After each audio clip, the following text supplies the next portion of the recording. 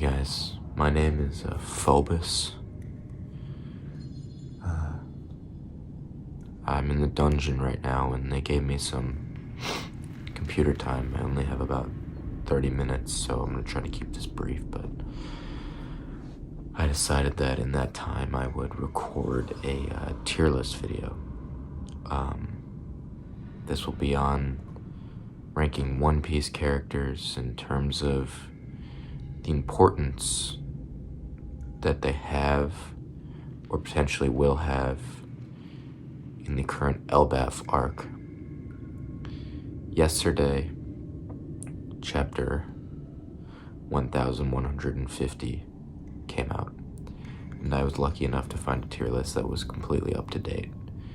So, if you have not read up to that, there will be massive spoilers.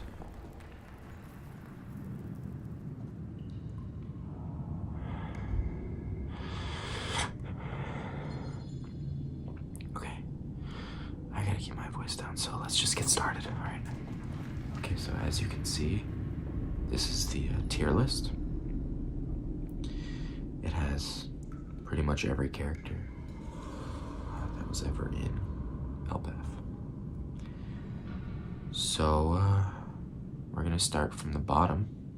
The fodder tier consists of a lot of characters that are really just fodder giants that are gonna get taken out by dreams or the holy knights. So, what?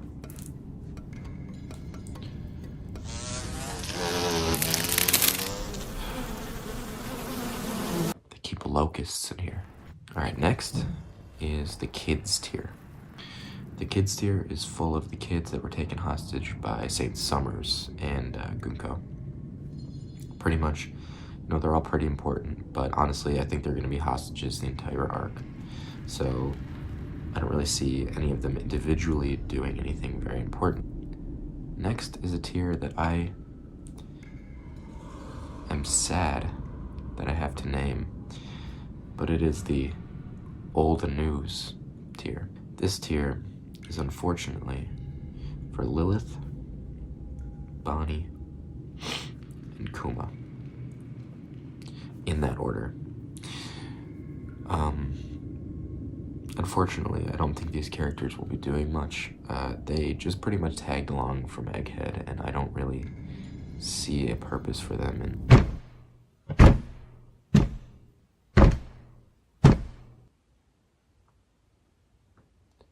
Okay, now moving on to the actual tiers, starting with D.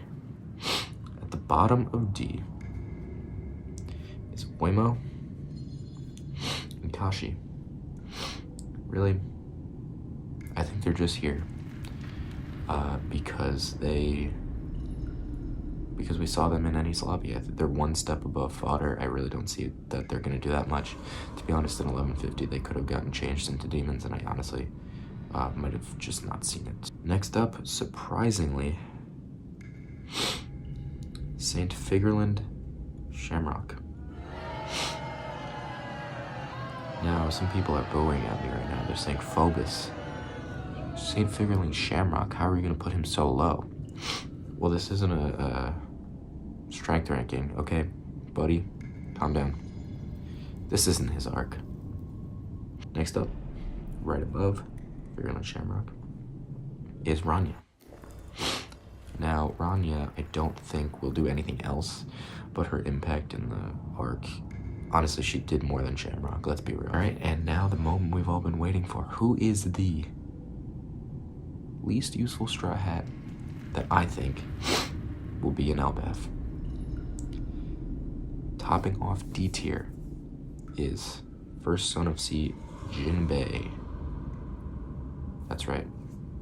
For the past 2 arcs, Jinbei has had very, very small roles, and I don't see a role for him in Elbaph. He has gotten he got destroyed by Gunko. He got hit by Brook and incapacitated. Jinbei is not impressing me.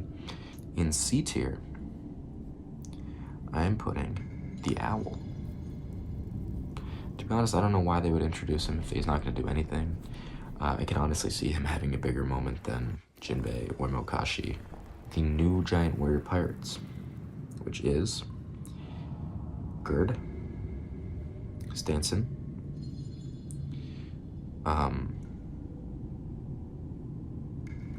Goldberg, and his shield, who is a homie, I guess, on this list. The new giant warrior pirates, obviously a step above Oimo and Kashi, but I still don't really see them doing all too much. I don't think that Stanson, Gerd, or Goldberg will really get shining moments individually, so I'm gonna put them all together. All right, time for another straw hat. Next up is Zeus and Nami, two homies in this tier. Now, I also, I don't see Nami doing too much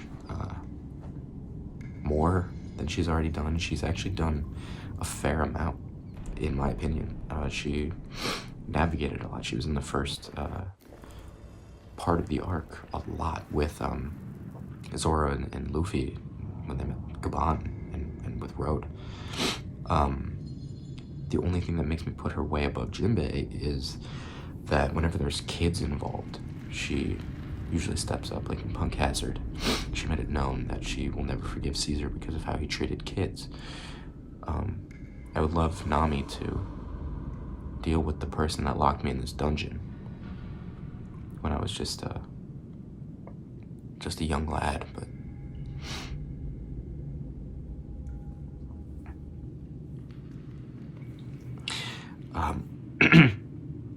so next up is Frankie. Aside from the monster trio and Chopper, Frankie is the only other one that's not actually tied up. So, yeah, I don't know. He's with the Sunny, and he's with Lilith and Bonnie right now.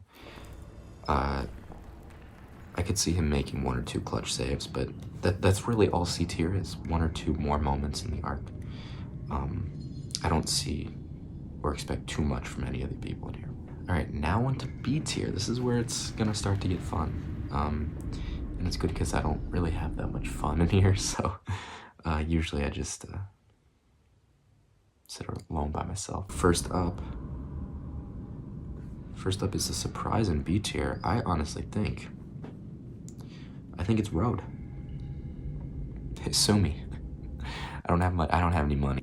If there's any giant warrior pirate besides who that is going to get a moment, it's Road. He literally opened the arc. He trapped the Straw Hats in a Lego world, and he needs to redeem himself somehow. He also has a strong allegiance to Nami because they're both navigators. Next up, another one of my new favorite characters this arc is Ripley. Right above Road. So Ripley's really interesting because I can't really gauge her power level. She is Gaban's wife and Colin's mother. Just with her love for Gaban and for Colin, I think that she could really put in some work. I don't know against who or against what. Maybe she will try to get in touch with Dorian Brogy and maybe try and aid in them coming back to the good side. This is really just all of the nightmares that Killingham took out of the children. This is really just going to be all of the fodder. It's going to be killing all of the fodder, and it's really just a bunch of enemies for people to fight so they can get feats. I put them this high just because I think that they will do stuff. They're a big threat, and to be honest, if they weren't in the arc, there would be a lot less to do. Now, Blackbeard is not even in this arc, but I could see him pulling up, say that every single arc, and actually he did last time, kind of. The reason I put him in B is because in Egghead, I guess this Blackbeard represents him and his whole crew, because in Egghead, Katarina Devon and Van Augur showed up on Egghead, and actually Katarina Devon touched St. Saturn, so that is a massive power up for Blackbeard, but it didn't really change the arc at all. So I'm putting Blackbeard and his crew in B tier because I think he might show up, and if he does, I don't think it will do that much to impact the arc, but just enough to impact the story as a whole. in A tier, I have another prediction character, and that is Yesop. Now, if Shanks' crew shows up, which I think they might, Yesop will be a huge part in Usopp's development. I don't know how much he'll actually do, but I think that him being there is enough. Next up is Sanji. So, you know, I love Sanji. He's the best, but honestly, I don't really see him doing all that much. He's part of the monster trio, so he will, you know, get a fight, do a lot of cool things, but I don't really see him having too much narrative impact on this arc. Next up, I'm gonna do Together. Next up is Saul and Chopper. I put Saul this high just because even though he's knocked out right now, you know, he is still one of the only survivors, one of the two only survivors of the O'Hara incident. So I think that he will have a part in putting out the fire in the library. Tony Chopper. Now this is a huge surprise because as of like 3 chapters ago, I would have put him in like fucking fodder, but he really is showing some promise right now. He ran after Gabon, jumped off down into the underworld. I really think that he could be crucial in this arc. He's going to heal Gabon, get him back in the fight, and learn something about how he permanently damages the Holy Knights. It's possible he even picks up hockey from this. I have really high hopes for Chopper this arc. Okay, next up is Saint Summers. He's really masterminding the whole plan. It's tough because he's kind of been defeated, but he's back now. I don't really know how much more he's gonna do because he's kind of shown that he can get really easily beaten. He got fucking destroyed by Gabon, so that's the reason he's so low. Okay, next I'm gonna do them together as well. It is King Harold and Saint Ja Rule. King Harold will primarily be in a flashback. I figured, you know, it's still a flashback. It's driving the narrative forward, so it's gonna be very important. It's gonna show a lot about the history of Elbaph and why Loki is who he is, and why Hardin is who he is. So I think that he will be very important to understanding the characters. Same with Ja Rule. He'll probably be in the flashback as well. I mean, actually he will be. He has the sword in his head. In 1150, he was tasked with killing Dorian Broggy. So I don't know how that's gonna go, but I honestly don't see him doing too well in the fight considering how old he is. Okay, next is Saint Killingham, the Dragon Man. He's got like the coolest design ever, but to be honest, all he's done is the nightmares. I mean, it's a huge thing already, and I can see him being a good antagonist for the rest of the arc, but I don't really think that we're gonna get much depth from him. Yeah, so he's here. He's above Summers because he hasn't fought as much yet, so I think we need to see more from him. He is Zoro and Colin. Okay, so Zoro's here. To be honest, put him like obviously way higher than Sanji. I don't know, just historically he does a little more. I don't really see, he doesn't have much stake himself in this arc, but also he has already done a lot more than Sanji. I don't know, I think that in the end, Zoro and Sanji are probably going to do as much in the coming conflict, but just the fact that Zoro has already done more.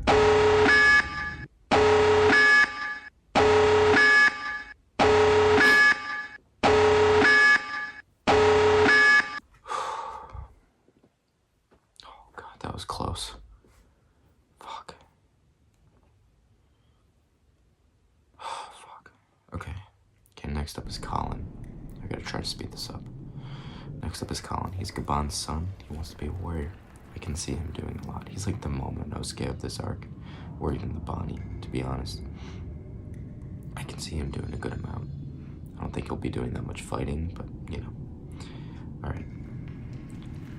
Now, to top the A tier off, I never thought I'd really be saying this, but Nico Robin is top of the A tier. She is fucking killing it this arc. She's above Zoro and Sanji in terms of importance, 100%. She has already had one of the coolest moments of the entire arc with Saint Summers. She is fighting to get out of the thorns right now. She has so much stake in the library and preserving O'Hara's memory, and she already has a grudge against Summers. It's the thorns versus the flowers. And finally onto the S tier. Now, I'm going to put Shanks at the bottom of S tier.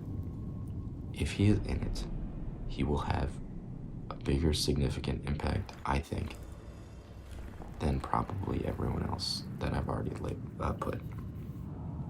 But it's not his arc, so I'm keeping him at the bottom of S tier. Next up, doing 2 in 1 again, it is Dory.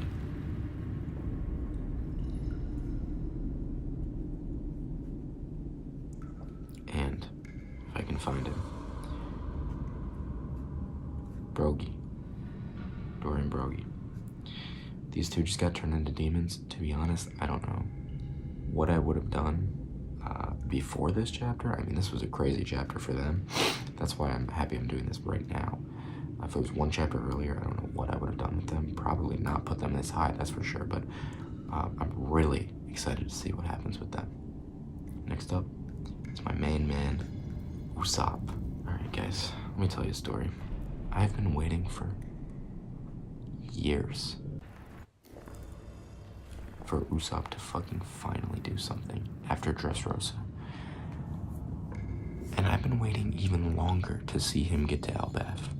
So if he doesn't do anything by the end, I'm gonna lose. This was supposed to be his arc. Oda was saving him in Egghead and Wano and Whole Cake and Zoe for Elbaph. Now, he hasn't done anything yet, but this Dora and Brogy development has really made me think that he will. Goat, Scopper Gaban. He's awesome. I honestly don't know how much more he'll do in the arc, but he has already done enough to be an S tier. And next up is Haruden. Some people might think that I put him way too high, but this is just potential. He hasn't done fucking anything yet, but he wants to be the king of the giants. He has a backstory with Loki. He's down there with Luffy right now. This is prime time for him to show up and do something. Oh my god. I think that was Phobus. The next two, I'm also gonna do together. It's Gunko and, surprisingly, the Straw Hat that I think will be the second most important, Brook. Brook and Gunko's connection is shocking, but I'm very happy that the Soul King is finally getting some light shined on him. Gunko, for now, is gone, I guess. She's been taken over by Imu, but, you know, through flashbacks and everything, I think that she really will come into her own as a character. Okay, now we're on to the top 3. In third place is Imu. Imu as Gunko, taking over Gunko's body. Obviously, this is the main villain of the arc. I really think that Imu will